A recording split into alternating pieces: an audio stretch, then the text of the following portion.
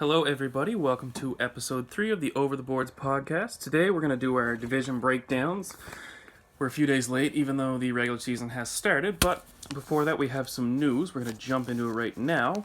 We got 2 players signing some nice ticket deals. We'll start with Chicago Blackhawks forward Alex debrincat. He signed a nice little cheap bridge deal of a 3-year at $6.4 million AAV. It's a good contract. Some good young talent there. Small little guy who scores a lot of goals. That contract's really good for the Chicago team, who's pretty strapped for cash right now, and they're really trying to work with what they have. You know, they spent all that money over the years winning Stanley Cups, and you can't argue that it didn't work, because it clearly did. They got 3 in 5 years. But now it's starting to haunt them. You know, they had to let go of a lot of good players, and now they have to fill it with small, cheap, young contracts, and when you have good players like that, they're going to need to get paid, and that's exactly what Alex debrincat did. That contract doesn't kick in until next year, but they got it done nice and quick, and I have no problem with that contract. It's cheap for the player of his caliber, and he could be a 40-goal scorer this year. And if he's a 40-goal scorer and he scores 40 goals for the next 3 years, that's a cheap-ass contract. I really like the contract for debrincat. Has found chemistry all throughout the lineup in Chicago since he's been there. Found it with Kane early on, and since they brought Dylan Strome over from the Coyotes, both him and Strome have really kicked it up. Former teammates in the area, the OHL, and obviously that's carried over to Chicago. Chicago home for a big season out of both of them. It's good to get the contract done now. He was going to be an RFA in the summer, and I think we're going to see a lot more RFA signing during the year. I don't know if it's going to be all the big name ones, like Matt Barzal's coming up he'll be an RFA this summer. I don't know if he'll get done during mid-year, but maybe we'll see more like second-tier guys and third-tier guys get done, because team style, like, you don't want guys going without a contract all summer. It just creates too many headlines when you're trying to focus on putting a team together and get ready for the season. It's better just to get them done before the summer even gets there. So I like the deal. Good term, good AAV, and heck of a player. Excellent shot, and like you said, if he gets 40 goals, the contract's more worth it than anything. So he's a small guy. He's 5'7", I believe, 5'7". 5'7", 5'8". Yeah, he's in that range. Undrafted in the OHL. He was actually playing at a prep school, and Erie had to go and sign him. I remember when they signed him, and I looked at his stats, and I thought that's an unbelievable deal for him to be going to a team like that, because at the time they had Strome, they had the Radish brothers, they had obviously McDavid. They had an unreal team, and they won the OHL championship. They lost in the Memorial Cup. But yeah, no, I think that's a really good deal when you look at the kind of player he is. And yeah, you're right. They brought over Dylan Strome last year. He was in a bad position with the Coyotes, and the two of them instantly clicked. Strome's the second-line center. Yeah, and I mean, a lot of people were talking about him being a bust, and he's completely gotten rid of that tag altogether. And he just picked right back up where he was in junior, and he found that chemistry, which was super important, because that's what Chicago needed. They brought him in. They got rid of a very good player, Nick Schmaltz, to bring him in, and it worked out really well. Now, the second contract we have is a kind of a surprising one. It's Brayden Schenn. He signed an 8-year deal, something you don't see a lot anymore, at a 6.5 AAV. Now, that's a pretty cheap contract for a guy like him, but the only concern is it's an 8-year contract. The money does go down. The money does go down. It's very front heavy. I think the first year is $9 million. The last year, I think, it's like 4. Yeah, it's just over 4. But the cap hit never changes. No. So, I mean, you can work with that deal at the end of it. This is clearly a sign of Doug Armstrong trying to go all back in and repeat. We've seen that with Justin Falk. I mean, he didn't really lose anybody. The only people he really lost were Pat Maroon and Edmondson that he traded for Falk. Which is an upgrade in a lot of people's eyes, I'd say. Yeah. And when you look at the team they had on paper last year, a lot of people this time last year and last summer were picking them to win the Cup. And then when they just didn't click. It took a while for them to click, and they bottomed out. They had to fight in practice. They talk about it. There was guys that were going to be gone. I think they said Jay Bouwmeester was a day away from being put on waivers, and he ended up getting a new contract out of that Stanley Cup win. Pat Maroon, they were really trying to ship him out. They were trying to figure out something to do with him, and I don't know if anybody really wanted him. So Doug Armstrong is really going all in on trying to repeat. He's keeping the same roster. He wants to keep everybody there.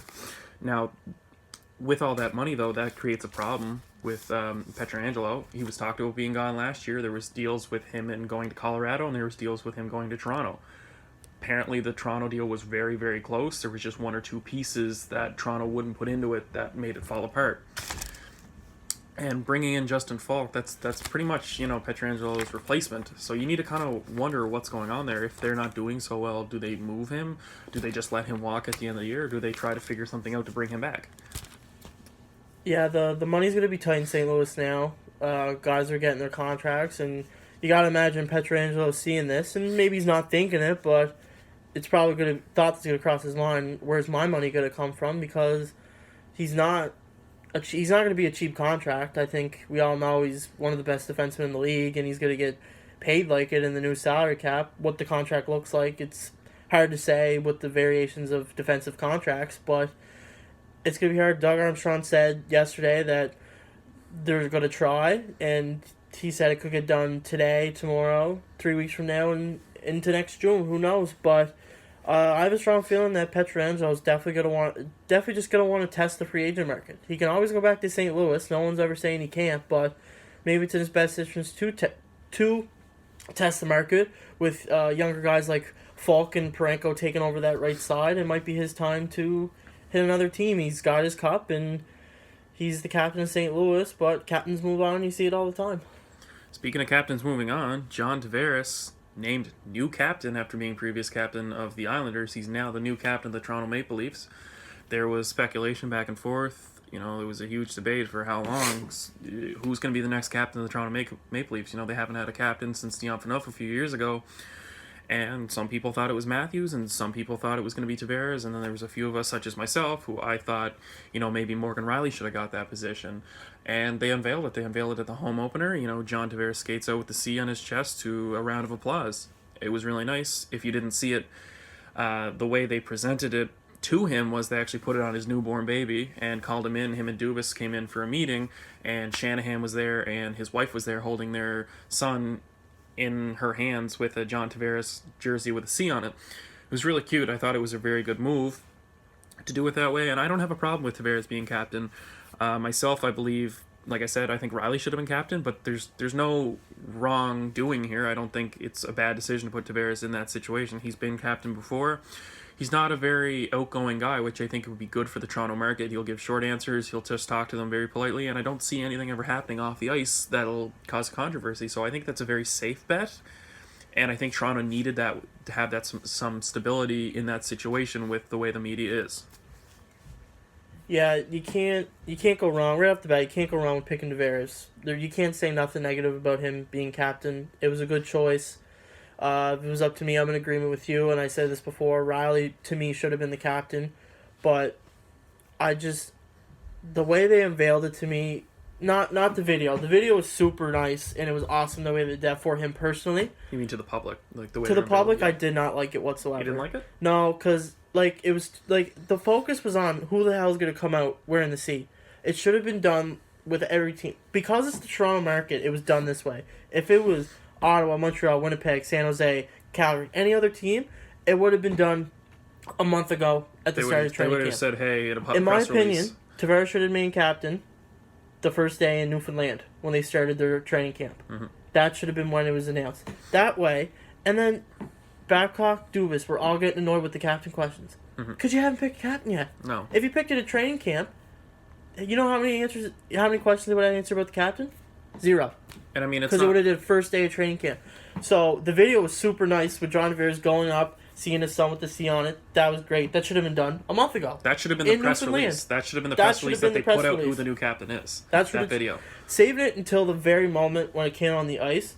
And it wasn't very dramatic because once they announced Morgan Riley was the next assistant, we all knew who it was. Like I said, John Tavares, great pick. Just the way that the Leafs handled it, in my opinion, it's a safe pick. But the way the Leafs handled releasing it and everything was just because it was the Toronto market. They felt they had to do that, and I felt it was stupid. Now, another player we're going to talk about in the Toronto market. That game had some controversy before it. Mike Babcock comes out and says Nick Shore is going to be playing on the bottom fourth line instead of Jason Spezza. All right, just right quick. Do you say spezza or spezza? I always said spezza, but now everybody is saying spezza. I just say Jason Spezza. With a T? Spezza. I don't know. Depends I say how with you T. want to hear me. I say spezza, like Spetza, But apparently it's spezza. I just say it. People know what I'm talking about. I say Jason Spezza. That seems like a Peterson kind of thing. But did you see, speaking of that, did you see the interview with him? Yes. It's Peterson. He wants to be called Peterson now. It's Peterson, not Pedersen. Elias Peterson. Yeah. Which, I could be wrong, but didn't he say the exact same thing last summer and then everybody just continued to call him Pedersen? Yeah, he said, when you're in Canada, you call it Pedersen, but when I'm back home, it's Peterson. So Peterson makes more sense to me, yeah, too. when you look at it, it looks like Peterson, but I don't know. But Jason Spezza scratched in favor of Nick Shore. Kind of a shocking move. Not gonna lie, the Babcock's reasoning is, well, we wanna get a player and have him do a little. They more. wanted him more accustomed to the penalty kill. We're gonna give him some more time, some more practices. I don't know how more accustomed you can get to a penalty kill in one day, but 2 days, boy, 2 days. But no, a lot of people had a lot of problem with this, myself slightly included. A lot of people are saying, how can you do that to Jason Spezza? It's super disrespectful. He took less money to come home and play here for a chance to win, and to scratch him against his former team, who I don't think there's any person in Ottawa who doesn't like him. A lot of people didn't like that. I mean, I can see it if you really believe that he needed more time. Sure, why not? I don't understand the reasoning. I mean, why wouldn't you just throw him in there and just say, listen, Nick Shore can play against Columbus Friday, and then just have it like that? But, I mean, Babcock has his ways. We all know he's frustrated to deal with, and you never really know what's going to happen with him. I just didn't see the reasoning behind it. If you want to say the PP route, or the PK route, sure. But, to me, that's not a good excuse. I think it was a pathetic power move by Babcock to sign a guy who you apparently scouted for a while last season as a guy that you might want to bring in your bottom six. And you got to imagine when they called him, his first question was like, what's going to be my role? Yeah, that had to be a part of the conversation with Dubas. And I highly doubt Dubas said, we're going to sit you for the first game. Yeah. And you're going to be sitting up in the press box. I think it was a stupid power move by Babcock. I mean, he comes home to Toronto. His family was there. He's playing against his old team that he was a captain for. There's no better game for him to be in. And, that is his ultimate double homecoming. Yeah, leave him out for... You know what? If you ask Spezza if he wanted to be in this game and then be scratched for the Columbus and Montreal game, but as long as he got to play in that Ottawa game, I think he'd be fine with that. He would have took that. But anybody would have took that. I just think when you think putting in Nick Shore for Jason Spezza makes no sense to me. I think it just comes down to is Dubas wanted Spezza, Babcock wasn't fully on, and he's just trying to say to Dubas again, I'm going to play my guys, and it doesn't matter who you have on the roster. Well, we all know Dubas and Babcock don't get along. There's been a lot of controversy in the past on who plays where and how much. We all know that Babcock didn't want Garrett Sparks last year. This might be getting back at that for letting McElhaney go. Yeah, and that was the thing. I think Babcock was very vocal about that. He didn't like Sparks, and I don't think he used Sparks the best way he could have, and I think that really affected the team. And I don't know if you can really do that. You're trying to win, and to put him in positions where you know he's not going to succeed just out of a spite move, I don't agree with. And that's how it was. McElhaney was Babcock's guy. He really liked him, and to let him go, and then he's kind of in a reverse situation here. I don't think he has a problem with Jason Spezza. I just think he's trying to prove a point to Dubas to say, listen, you might be in charge of who we bring in, but I'm in charge of how I use them and when I use them. And clearly we're seeing it now. It's just the Babcock way. He's been in positions like this before. Not even in Toronto. He's done it before in Detroit. And they also recalled Nick Patan the other day. So was that another guy that takes away... Well, he was in the press box, wasn't he? He was sent down because of cap things. Wasn't he called back up? Yeah. Wasn't he technically like a healthy He scratch? scratched last night. Yeah. But does he draw in tonight and take Spezza out? Do you move Gauthier? Gauthier played really good. I don't think you can take Gauthier out. I think Gauthier... After that Ottawa game, I thought he played really good. Played amazing. Yeah. He's fine. I think Gautier's finally finding his stride. Because, when you're 6'5" and you're that big of a centerman, no one wants you at the hash marks. No, and he was a highly touted pick. We took him in the first round. 23rd overall in 2013? 21st, 23rd. Yeah, out of Rimouski. It was 20 to 24, somewhere like that. Yeah, he was in that range, and he was a good pick. In junior, he was a dominant I was super center. excited when we took him because I thought that's what we needed, a big center. And he's finally finding his stride after a couple years last year. He made a few mistakes, but that's growing pains in your full first season. But seeing him now get to the front of the net and getting that goal against Ottawa, it's showing you how much more confidence he's getting, being able to battle it out in front of the net, because that's what he's going to be good at. Yeah, a lot of people thought the bottom line was going to consist of Gauthier and Spezza just taking faceoffs because Spezza is that would one make of more sense because that's how Babcock usually likes to roll his lines. Have a guy who can take faceoffs on both ends of the both sides of the ice. Sorry. Yeah, and Spezza is one of the most is percentage-wise had the best face-off percentage last year. He's always been a face-off guy. That's his thing. He did it in Dallas, and that's what you need on your fourth line. You need guys that can go out there, win face-offs, and do what they need to do. And especially how high his percentage is in the defensive end. Yes, that's his specialty, and that's why they want him for the PK, because you need on a penalty kill, you need to win those face-offs. You need to get that puck back, and you need to get it out of the zone quick. And I think for a fourth line like that, that's a smart idea to have two centermen where one can play the wing, and if you get thrown out, you have someone who's going to step right in there and take that face off, and you have a better chance of winning. And even Trevor Moore on that other wing. And Trevor Moore, he can stick in the center dot. He's not going to win them all, but he's going to tie up the centerman and get you a chance to get it. The other winger. If you have, for just say they both get kicked out, if you have him come in and you take that face off, all he has to do is tie up that centerman and have Gauthier come in and just burrow through and take that puck and move it around. And I that's a very good. It's a good bottom line I should say. And you're talking about how Gauthier was making mistakes and a lot of people had him counted out. Well, it's hard to really learn when you're playing 6 minutes a game. Yeah. And all you're being thrown on there to do is take defensive faceoffs, and then you're already in a bad position where you're in your zone, and if you lose that faceoff, there's a good chance they score. There's a good chance you get a minus ranking, and if you're a fourth line guy and stuff like that happens, you're going to be out of there pretty quick because nobody wants that. Yeah, no, and I think the thing with Gauthier was he just got kind of stuck in the Marlies because Toronto had so many guys coming through. You had Janssen, Kapanen, Nylander.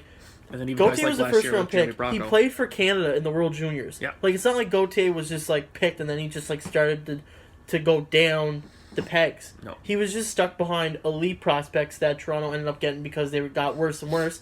So he just got more stuck. But it seems this experience in the Marlies and this experience last year, getting a first full season under his belt, has really helped his confidence. And you're going to see it this year. And two, with Trevor Moore finally making the team. As you know, I'm a huge fan of Trevor Moore. Yeah, I like guys like Trevor Moore. Trevor Moore and Frederick Gauthier can be two guys that really drive the Leafs, not only in the regular season, but in the playoffs. Because they're Trevor Moore's not the biggest guy, but he's a physical guy as well.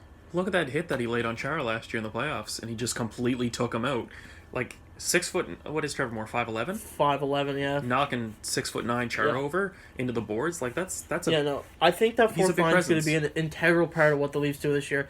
And I think your best option for that fourth line is Spezza, Gauthier, and Moore. Yeah. Put whoever you want at center, between Gauthier and Spezza, those two guys will win your draw. But I think that's your best combination. Mm-hmm. And Babcock's got to realize that it's not about him, it's about Toronto winning a cup. And until he realizes that, it's going to be hard for that fourth line to really produce if it's a carousel all year. Mm-hmm. And they have the depth. I mean, they signed 7 guys, so and I think that's the reason why. I think still got Aberg. Yeah, and I think I think Dubas wants the ability to play any way possible. And you have those guys like Kenny Agostino who could slide in just into one of those wings for speed. And I think that's the whole point. They want to experiment on what kind of fourth line they have. Do you want that great defensive fourth line where you're going to win faceoffs and just get that puck up and out? Or do you want that speed, quick, where you win that faceoff and you send him and he's gone and you're going to have a lot of offense? And I think that's where a lot of teams are. But I think Toronto really had the luxury of doing that because they needed cheap guys on small contracts. And they did that. They signed Aberg and they signed Agostino and they got Nick Shore and they got all those players that... They brought Patan back on a pretty good contract. Yeah. I think he only gets $900K. Yeah, and a lot of people kind of counted Nick Patan out when they brought him in. Babcock didn't use him at all, and they said, okay, well, he's I did gone. find that trade weird when he came in at the deadline. I found it was kind of the total opposite of what we needed. Yeah. And I think that might have just been a move to just kind of just shake things up. Not even and I think not that they needed it. Leaf fans have to realize that Dubas is not a guy who's going to go get a Patrick Maroon at the deadline. He's a guy that's going to go get a Nick Patan because Dubas thinks skill and speed are going to outweigh grit and grind, and it hasn't been proven necessarily yet with St. Louis winning the Cup. But that's the way the league's going, and maybe Dubas just thinks he's ahead of the curve, and as a Leafs fan, and I'm sure all Leafs fans really hope he is ahead of the curve on this one, but sometimes you do need that grit, and so we're going to see, but the fourth line is going to be an experiment, I think, from now until Christmas. Yeah. All right, so, former Leaf, got hurt the other night. Notable at one time, number 1 right-handed defenseman, Roman Polak, has a small fracture in his sternum. Do you know where your sternum is? No. Your sternum is the solid piece in your chest, the dip that kind of holds your rib cage together. Yeah, okay. It's I don't think it'd be very pleasant to have fractured. I feel like breathing and just living in general would suck. And he's a big boy too, so he's a very big boy. And yeah, I mean it's a scary did you see the play? Yeah, did you hear what Boston's... That's karma, apparently, coming back. Apparently it was self-inflicted and it was bad hockey karma. When I heard that, I was watching the game when it happened, and I heard him say that. And I had to rewind the TV to make sure I heard him say that. I've never heard a commentator, just say that so casually about a player going headfirst into the boards like that. To be fair, I do kind of agree with the self-inflicted comment, because when I seen the play, the first thing... It popped up on the score as I was watching, or as I opened the score, and I just clicked on the video. It said injury, so I looked, and I seen Roman Polak coming in from behind, and I thought he hit someone from behind, and that's how I watched it. It looked like he caught a groove, and right before he tried to stop, he caught a groove in the skate, and then that just took him. But to me, the way I watched it and I expected it to happen, I seen the two hands on the stick, and it looked like he was about to cross-check. I'm not sure who the Boston player was. I'm not sure. I'd have to go back and look. Yeah, it looked like, we'll just say it was McAvoy. It looked like he was about to cross-check McAvoy from behind into the boards, and ended up catching a groove, and McAvoy kind of got out of it as he hit the groove, and he hit the boards. Now his hands went up. If he didn't catch the groove, he might have been able to punch the boards instead of going head first, but when he caught it, his hands kind of went up. But he lost center of gravity. And I don't know what the plan was in that, but when I look at it, I see it kind of as to be a dirty play, because he has the two hands on the stick. It's not like he has it on the back where he's going to brace, or he has the one hand on the stick and or wrap around to poke the puck away. I think it was going to be more of a tie-up. I think he was trying to stop, and the reason why his hands were on his stick like that, I think he was going to go for, right above the pants. I think he was going to try and pin the Boston player by his pants into the boards. I don't think it was going to be anywhere in the neck or head area. I think it was going to be more in the lower body. The stick was around the bottom of your back. Yeah, I think he was going to hit him at the top of the pants, and just the groove, when he did it, it made it look like he was going to end up hitting him higher, but his hands were pretty low, and then when he hit the groove, they went higher, so that's why I think people had a little hard time seeing it as not a dirty play if it was going to happen because of the way he fell. But I just think he was going to go in, pin the guy against the boards. He hit something on the ice, little groove or something, and it just ended up going the worst way. But you can't, if you're a commentator, I don't care if you're for Dallas or for Boston. You can't be biased. You can't. Well, you can't make comments about that about someone's injury. Team commentators are going to be biased. If you listen to any team's color commentary, they're going to be biased. That's just every sport. That's how it is. But you can't. If you're Boston's guy, is his name Jack Adams? No, Jack Adams is coach. No, it's Jack Edward or something I forget his name. Edwards, yeah. It is Edwards. This is not his first time making controversial comments like this. But when you say something like that about another player, Roman Polak could be done. We don't know. Yeah, this could end his career. I don't think it's gonna end his career. But you never know. It's a freak injury. He went in head first into the boards. That could be game over. Yeah. And your last thing was, it looks self-inflicted. Yeah. Looks like his fault. And hockey karma. And if that is how it ends, that's forever going to be the tagline to that. If you ever see whenever it gets brought up, just on any sports page, say, hey, 15 years ago, Roman Polak went to the boards, the caption is always going to be self-inflicted karma. Yeah. And Roman Polak's agent did go after... Yeah, he made a comment online. Yeah, he put out a tweet. Him... I forget what he called him. Called him something. Yeah. An idiot? Well, say he called him an idiot. Selfish. Rude. Just not very nice. All right. Another injury that we have is... just right quick. Okay. Jack Edwards. That was the commentator. Because Jack Adams I apologize for saying Jack Adams. Yeah, Jack Adams I had that isn't in my head anymore. But yeah, it was Jack Edwards who made the comment during the Bruins and Dallas game. Yeah. All right. Well, another injury is defenseman of the Oilers is Adam Larsson. He has a fracture in his leg, in his knee. Actually, I don't even know if it's a fracture. That's just my bad. But he's out 6 to 8 weeks, and on that, Evan Bouchard has been called up to the big club. Now, on the last episode, you and I spoke about the possibility of how Bouchard was going to be used and how he originally got sent to the minors, and how if there was an injury or if the season was a write-off, he gets called up the last 20 games just to get his feet in the water. And I don't think they planned on bringing him up, obviously, this early one game into the season. But at the moment, he's the only person they can bring up. And they also sent down, in a correspondence, they sent down Bear, too. Yeah. So I'm just right quick, just to say, Joel Pearson is going to he's going to make his NHL debut tonight. And he'll be taking, him and Bouchard will be drawing into the lineup with Bear and Larsson moving out of it. Now, I'm kind of wondering in this position, does Kenny Holland go out and sign a free agent just to be a bottom pair defenseman? Or does he just say, hey, you know what, Bouchard, this is the cards, you're going to run with it, and we're going to see how you do?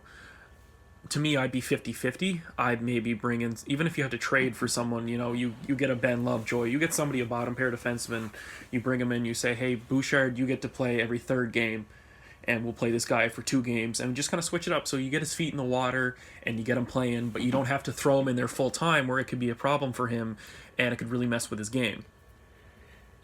Yeah, I'm pretty sure he's playing tonight. Like I said, Joel Pearson's coming in tonight. If he plays tonight, they're going over against LA tonight.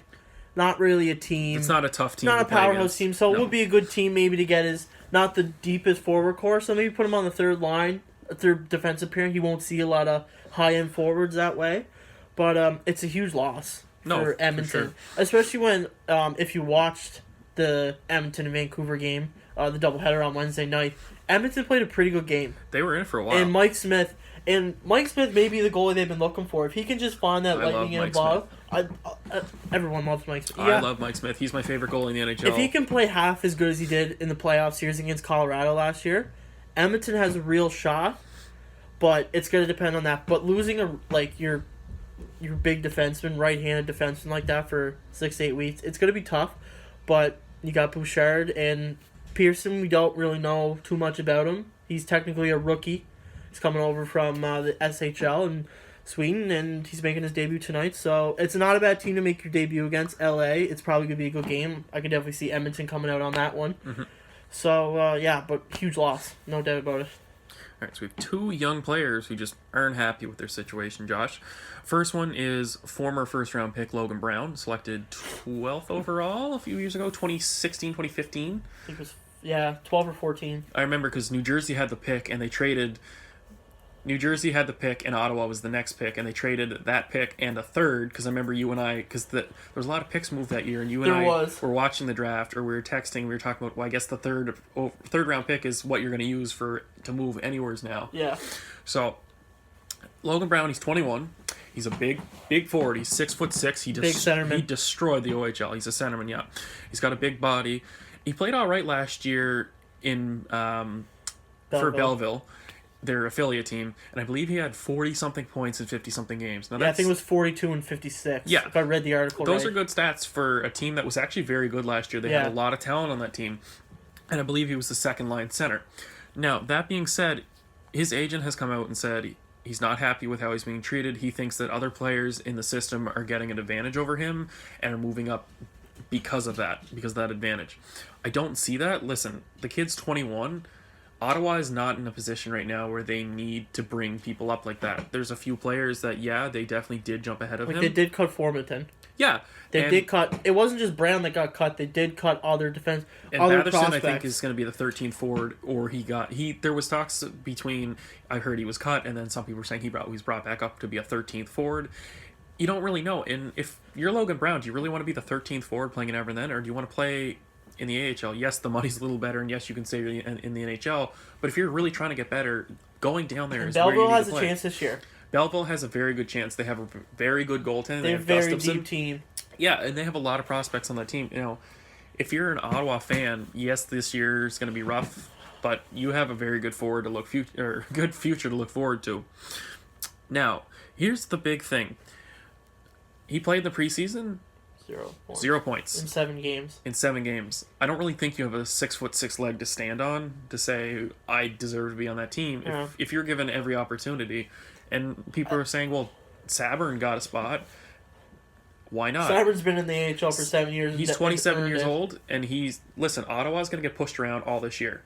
You need a guy that, I don't necessarily agree that you need to go there and hurt someone, but if you're a last-place team, which we think Ottawa's going to be, why do you need a fourth-line player being a 21-year-old who needs to develop more, or do you want a fourth-line guy who's put in his time and you say, listen, go ahead, you play, we're going to get beat up all year. You might as well go out there and just, make an impact on the ice, You're going to lay a hit every now and then, and it can change the entire focus of the game, right? He scored in his first NHL game, so congrats to Sabrin on that. But, yeah, do you have any thoughts on his situation? Logan Brown being a first-round pick. No, I like Logan Brown. I just want to say that. I like think Logan he's a Brown great too, player. right. And this is not a negative piece about Logan Brown. But I don't think it's not the fair chance thing that the agent's talking about. I think it's more of a jealousy thing. Because when you look at two forwards who made Ottawa this year, in Philip Schlappick, former Charlottetown Islander. Yeah, second-round pick. Second-round pick. And Drake Batherson, former Cape Breton Screaming Eagle. Fourth-round pick? Fifth? Fourth or fifth? Fourth round pick. And those two guys make it this year, who've had success at the American League level, just like Brown. And NHL. Batherson played last year. And Batherson came out last year and played really well for them. I think it's more of a jealousy bone that's coming through Brown saying, I was taken in the first round, these guys were taken in the second and fourth round. Why am I not getting a better chance? Well, when you don't put up points, when teams don't have their full roster in, it's really hard to say, we think you're ready to go up against NHL talent on a night-to-night basis. And I understand where Ottawa management is coming from with this. If it was up to me, I probably wouldn't have Logan Brown up this year either. No, there's no reason. Because why do you want to teach? And I go back to when Anaheim had Getzlaf and Perry. We talked about this. Brian Burke not wanting them in that cancerous situation. Did not want them in that locker room when he knew they were going to be bad and had a cancer situation. He put them down in the American League, and they flourished, and they came up, and Anaheim was ready to go. And they won a cup 2 years later. So I really think that Logan Brown just has to stick it out. Go down, stay in the American League this year, kill it, go win a championship with Belleville if you can. Come to training camp ready, put some points up in the preseason, and earn your spot. Spots aren't given. It doesn't matter if you're a first-round pick, and we're going to talk about Jose in a second, and we're seeing that right now. Mm-hmm. Just because you're a first-round pick does not mean you're guaranteed an NHL spot. We see it every year. You got to earn your spot. So like I said, go down, get some points, get some playoff experience. The American League playoffs are very good experience. They're brutal. They're a grind. People talk about how bad the playoffs are for the NHL. Think of the American League. NHL playoffs have no comparison to the American League playoffs. How much of a grind it is. It's crazy nuts. And they play less games overall. Yeah. So go down there, get some really good experience, put up the points, come to training camp stronger, faster, and get those points in the preseason. Preseason is more important than people think. Yeah. I understand people think the game shouldn't be played. I'm on that same page. Preseason, it just risks injury. But I think preseason should be for borderline guys. I think what it should be converted to, and I had this idea, and I'll just do a little quick thing, is why not do... You see rookie tournaments all throughout the summer with different teams, right? Yep. Why not just do an NBA version of the Summer League? Mm-hmm. Just do it in September.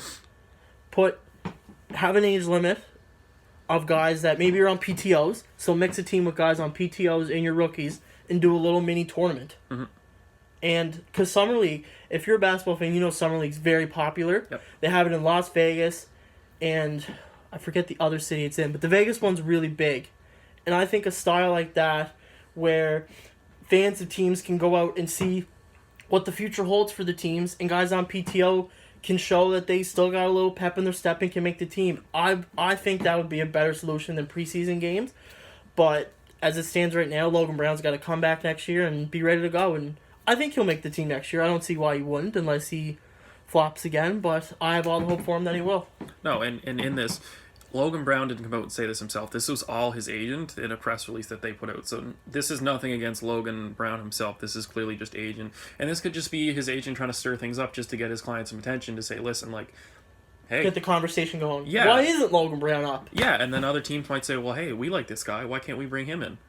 Yeah. If he didn't work out in Ottawa as of right now, maybe we can pick him up. Yeah, but I don't think Logan Brown has hit the project yet. I think he's still a prospect.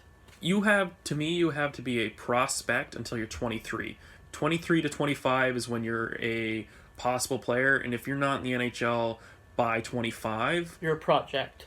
You're a project. If you're within the first 2 rounds and you're not in the NHL by 25, you are a project. Now, if you're a later guy... pretty lenient. I'd say like 23. 23 is to me where you're still a prospect. You still have potential. I think 23 if you're not a first round pick and you're 20. If you're a first round pick and you're 23 and not in the league yet, I think teams are going to start looking at you as a project. Mm-hmm. You're a Curtis Lazar. Yeah. Oh, who fell by the wayside. Who actually had a really good year last year in the AHL. I was looking at his stats the other day. He did pretty good last year with Stockton. But, like you said, Josh Ho-Sang has requested a trade. Now, Josh Ho-Sang, former first-round pick, notable player to have some attitude problems. 23rd, 24th overall? Something like that. In the mid-20s. He was supposed to go within the top 15. Yeah. And had some attitude problems. Which you hear about every couple of years. And some people said, hey... Was late to his first practice, too. He was late for his first practice. He's had some issues with management. This is a sticky situation. To me, Logan Brown had the top 5 skills in that draft. He was a top 5 pick if we just blank page, put his stats down and his skills down, and you said, who of these players, where do you think they fit? I don't think there's anybody who picks him outside the top 5. That being said, he went from being the 15th overall pick, roughly, to going late in the round. I think he 28? Josh Ho-Sang? Yeah. Did he fall that far? If he's in the mid-20s. And the Islanders took a pick on him. They had Anthony Bolivier, I believe, with the same draft. They took him a little earlier. And I don't blame them. I mean, he's one of those players where there's a ton of upside if you can get past his issues. Now, he's had his chances in the NHL, and he's done okay. He hasn't lit it up, and he's been the same kind of in the AHL. He's been okay. He hasn't dominated it. Now, that being said, if I'm a team... Now, he did get waived, remember. He got waived. Did not get claimed. No one claimed him. But that happens all the time. He was taken 28th overall. 28th overall. Yeah. So, he's a late pick when he should have been in the middle of the round. Now, he got waived. He didn't get claimed. We didn't see a lot of people getting claimed this year off waivers. I can think of 5 off the top of my head.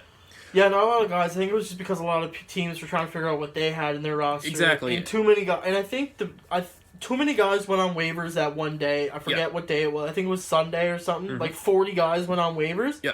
Just too hard to figure out what. Like, if I'm a GM and I see on the list that 40 guys, if I just get on the waiver wire, see 40 guys are on the waiver wire, I'm still trying to figure out what I have for my roster. Yeah, and then I'm you not got to going talk to to pick anybody else. up because I'm trying to figure out what I have in my own office. Yeah, and when you have 40 players on waivers, you need to talk to everybody that you have as a scout, and you got to say, well, where can he fit here? Where can he fit here? Yeah, it's too much work to pick up guys like that. And I mean, he's on a cheap contract, but there's so many teams this year who are so strapped to the cap that they still need to figure everything out, and you see that all the time. So I can't see him being traded right away, but I can definitely see a month into the season him being traded. You look at a team like Edmonton who has absolutely no wingers, and you have Connor McDavid's left winger is a player who played all in the AHL last year. So do you not say, hey, listen, Josh Ho-Sang is cheap. He has the skills. If we just stick him with Connor McDavid and say, listen, this could make you happy, do not take that. Do not give a bottom player or a draft pick just to take him and just try him out. Because I would. If I'm a team like Edmonton, I'm saying, I want him right now. I want him. I'm calling Lou Lamoriello and saying, listen, he's damaged goods to you. You don't like him? Give him to me. Yeah, if you're looking at guys like that, I mean, I can't say what Lou would want for a Ho-Sang. You got to think of what the price is. But if you're looking for a guy like that, would you not look at Vancouver and see what they want for Baertschi, who they put on waivers? Yeah. And I mean, I think that's what's going to hold up a lot of Josh Ho-Sang trade talk is, why would I go get Ho-Sang, who really hasn't proven anything, when I can go get Baertschi, who's proven he can put up 20 goals Yeah, he's in the played right with Calgary and he's situation. played with Vancouver. Yeah, which was a super surprising waiver. Yeah, a lot of people didn't believe that. I think it was Elliot Friedman tweeted that out, and a lot of negative responses came, and a lot of people didn't think he was serious. And I wouldn't have been. If you told me he got waived, I wouldn't have believed it either. No. But he did. Has an injury pass, but can still, like I said, bright spot, give you 20 goals. So I think that's where it's going to come into play, what trades you're going to see. But with Josh Ho-Sang, I think, and I just talked about that, going from a prospect to a project, I think for every other team in the league, he is now a project. Yeah. To the Islanders, he's still a prospect. He's damaged good. To the Islanders, he's still a prospect. But to every other team in the league, I think he's a project. And that's where you got to weigh the trading price. Because if you see the Islanders looking at him as a prospect, it's harder to trade for a prospect than a project. Mm-hmm. So I think it's going to be hard to move Ho-Sang. I really don't see him moving. I think he's just going to have to... And right now, he's not reporting to Bridgeport. Lou Lamoriello said he's not reporting. And then if I can't find a trade in the next couple weeks, he's going to have to report. Yeah. So he's giving him time to train and stuff. He's not being a cranky old man and just saying you're suspended. Going down get there. lost. He's giving him time, but he said if I can't find a trade, and you got to say, 3 weeks, month? Yeah. Maybe? I'd say within that's a a month. little longer, but maybe that time frame, and then you just, listen, you're going to have to go play in Bridgeport. Sorry. Yeah. Because after a month, teams usually have their roster figured out. Because, it takes 2 to 3 weeks, like we're talking about with Toronto. There's all these guys that they're probably going to try to roll into the lineup. And in a month in is when you're definitely going to have your roster set. You're not going to have it set in stone, but you're going to say this is what we have. If we can tweak it, now is the good time. Yeah. Because everything is settled. I think every team's like that. Like, no, yeah. You can, if you're a good GM, you cannot be set in stone on your roster. You have day to always one. try to make it yourself better. You're always trying to improve your roster and make ways better. And that's... Well, that goes back to Doug Armstrong. They won, and he said, hey, we may have won last year, but that doesn't mean we're going to win this year. Yeah. We can improve, and they did. And a lot of people say you're champion until you're champion no more. I think you're champion until the opening day of the next season. Yeah, because you might be defending Stanley Cup champions, but you're not champions anymore. Because there's teams that got better in the offseason, are going to beat you during the regular season, and you're going to have to prove again. And yeah, St. Louis, let's say they'll make the playoffs again. Who knows where they'll be in like 2 months from now? They might be last again. But no, you're always trying to make your team better. And if a team says, I got a spot, and I think Hossein could fit perfectly with these two guys, he's a project, I just got to find the right price. And is a GM willing to overpay for Hossein, just going back on that skill level that he had? Because he had unbelievable... He's an amazing playmaker. He has an amazing set of skills. And if you could just crack into those, you got a bona fide, at least 50-point guy. Yeah, why wouldn't you... just imagine throwing him to Leon Draisaitl and the amount of assists that he can give Draisaitl and how many goals he's going to score. Or McDavid. You talk about Edmonton. I do like the Edmonton fit. I don't know if you throw him into the top 6 right away, but I could definitely see a Nugent Hopkins, Draisaitl, and Hossein line. That's a great second line if you can really get Hossein going. So now, I think you're going to see more of trade talks rile up towards the deadline time. Maybe a team that's... Maybe the Islanders are getting into that playoff conversation, and the team's got a veteran for Hossein. Maybe Lou Lamoriello gets that desperate. He's like, look, I like my team. I think we're going to do some good in the damage of the playoffs. I just need a Pat Maroon. Give me a Pat Maroon, and here, you take this guy. And maybe it might be a veteran forward for Hossein, and I think that, in the end, what it's going to come down to, you're not going to see picks and stuff. I think it's going to be a veteran for Hossein, and Hossein's going to go somewhere else to a rebuilding team, or a middle-of-the-pack team that's a seller come deadline time. And 2 things, I'm going to go off the script here, but 2 things. Lee Stepniak retired the other day.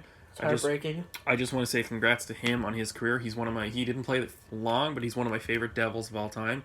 Absolute one of my favorite. He will get traded at this year's deadline. He will still probably get traded.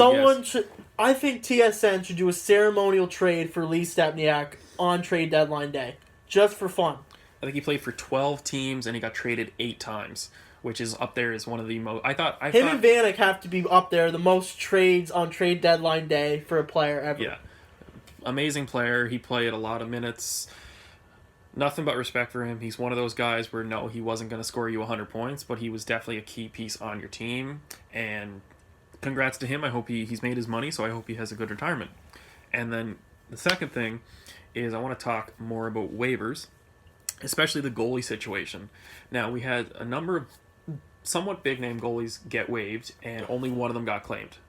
Calvin Pickard got claimed by Arizona, where he played last year. He signed this year with Detroit and then got claimed again to Arizona. That comes right around the same time that they signed Darcy Kemper to a 2-year contract extension.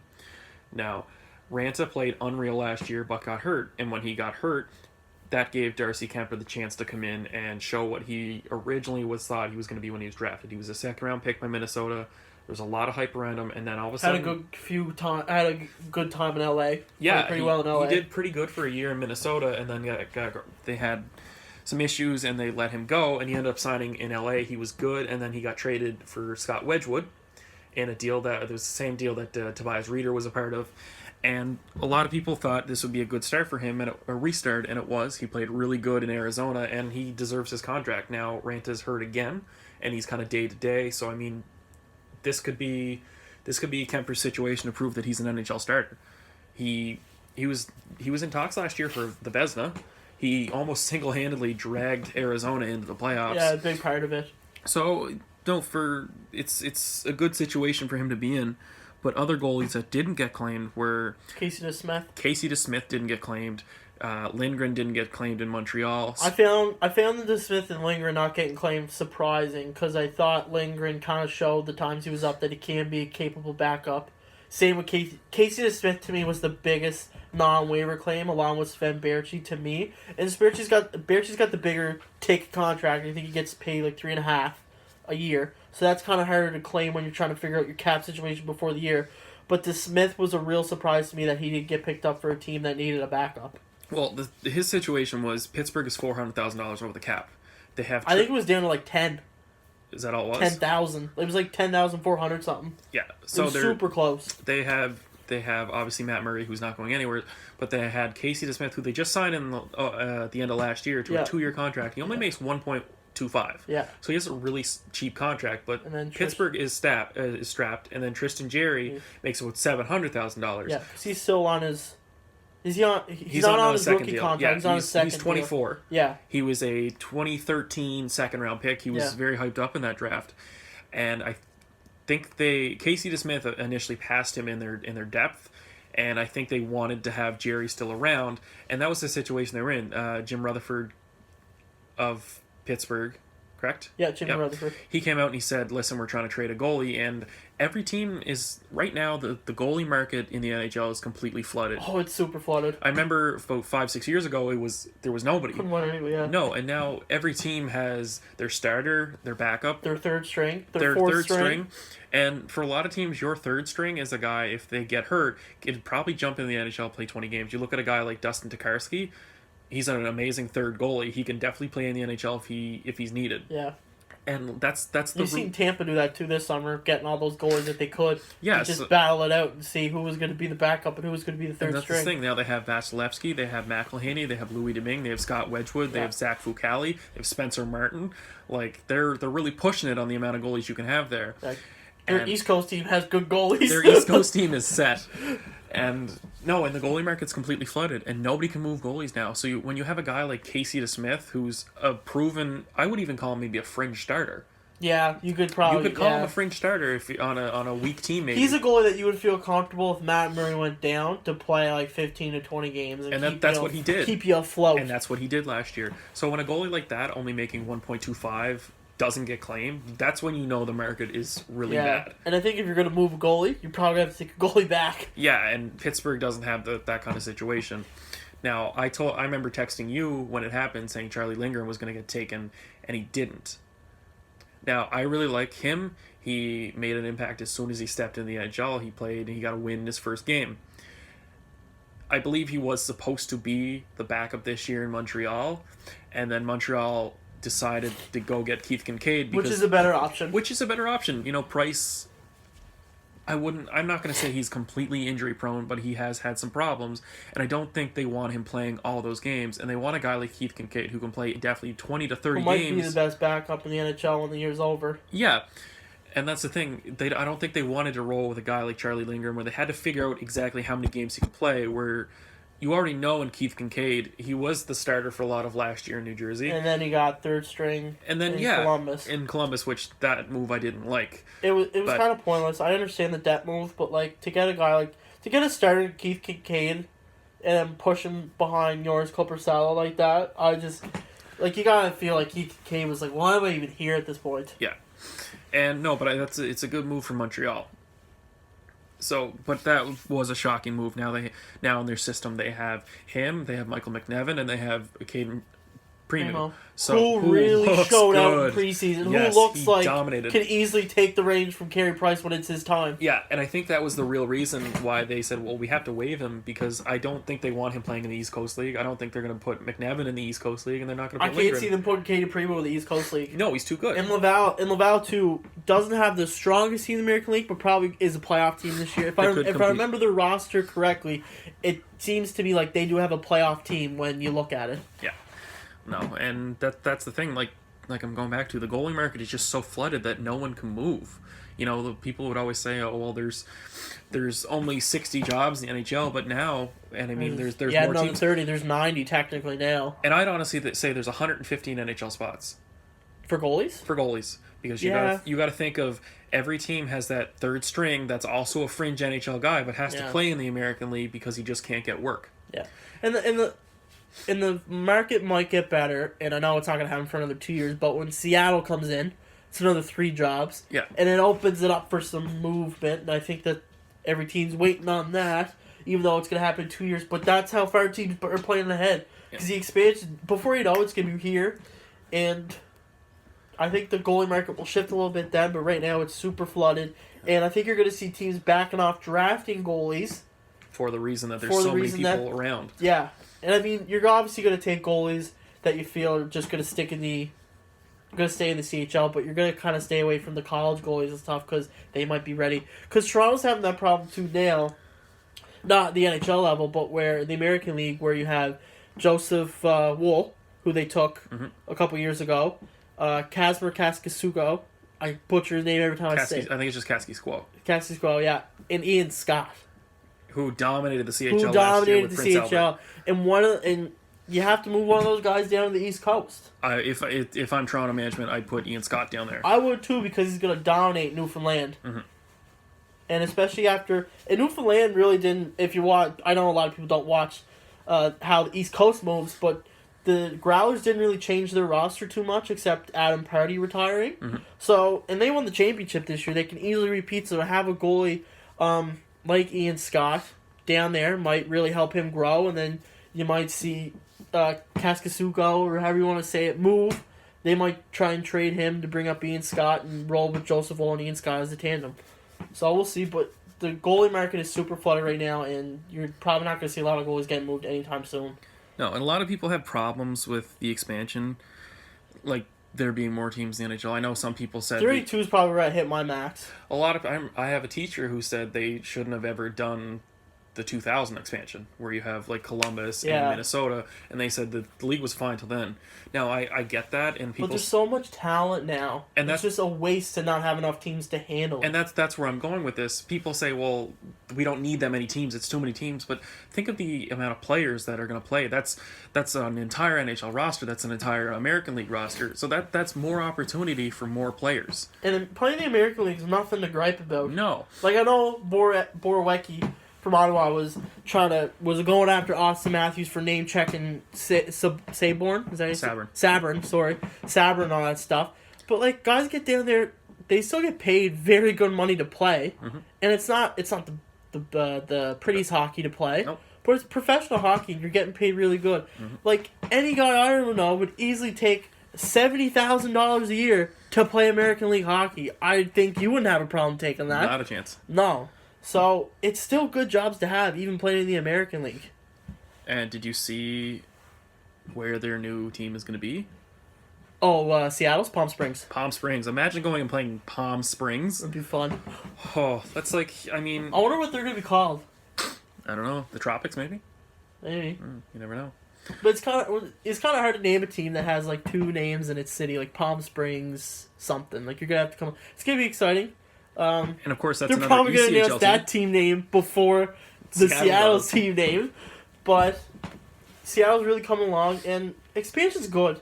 But like I said, I think I hit my max at 32. I think you can't go more than that. No, I think 32 is 32 is definitely a good enough amount. I don't know what city after that you would go to. A lot of people think Houston. Well, I think Arizona. I've said to this many times, I think Arizona within the next 5 years is going to be in Houston anyways, because they're moving to the Central when Seattle comes in. Yeah. Harder division. Less travel. So I think it's better for them just to go to Houston. Houston's a bigger market. I just have that weird thought and opinion, but I think Houston would be a great NHL city, but more for Arizona moving there rather than them getting an expansion team. But what about Quebec City, Josh? What about Quebec City? We all want Quebec City to come back, but like I said, you can't expand there. You're going to have to move a team there. And with the way the Canadian dollar is right now, there's no way Canada's going to get a team. Winnipeg might be the last Canada team that Canada ever gets. And I think a lot of people are surprised when Atlanta moved to Winnipeg. Yeah. So, no, the Canadian dollar is not strong enough to play. You know, players want to get paid in American money. and it's tough for Canadian teams to do that. And you got to look at a place like Quebec City. Is Quebec City really going to draw the way I'd say they draw fans. It's just no. Sorry, I mean draw players. Quebec City's cold. It's a pain in the butt. It's not Montreal. I don't know. I think if you sell them on the Montreal Quebec rivalry, that might come alive and playing in a Canadian market. Maybe you could draw some guys there, but it'd be hard. It definitely would be. But Seattle's probably gonna have that problem too. It's not the best. It's a nice city, but it rains a lot. It's gloomy. It's on the West Coast. Yeah, you never know. But see, you have that rivalry with Vancouver, and that's why you look at those cities and you got to figure out what's the best. But I hope it's the last expansion draft. And watching the expansion draft, super fun. Yeah. Bill Daly made it. Not Bill Daly. What's the Vegas owner's name? I don't remember off the top of my head. Because Bill Daly works for the Bill NHL. Daly's the assistant commissioner. Yeah.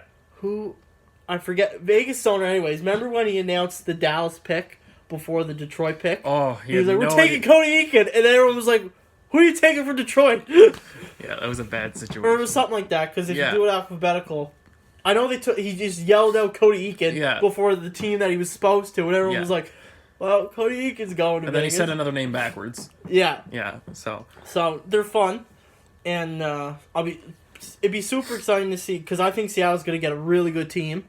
Not as good as Vegas, I think. Do you not think? No, here's the thing. George McPhee worked his magic. He came into a situation where he said, listen, there's so many good teams that are so strapped, and there's so many players that they couldn't protect. And that was the thing. Like, teams were giving Vegas first and second round picks not to take other players. You look at Florida.